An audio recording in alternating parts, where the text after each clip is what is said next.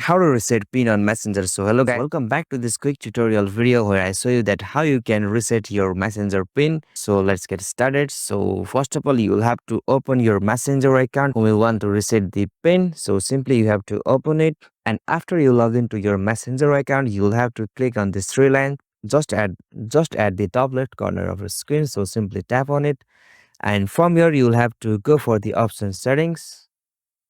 So now from here you will have to go for the privacy and safety option.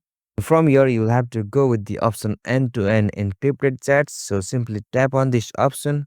So from here you will have to go with the option like message storage. So simply tap on it.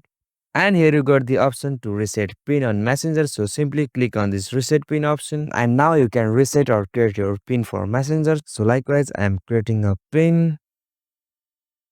Okay, so the pin has been created for my Messenger app. So likewise, you can also reset or create your pin for your Messenger app.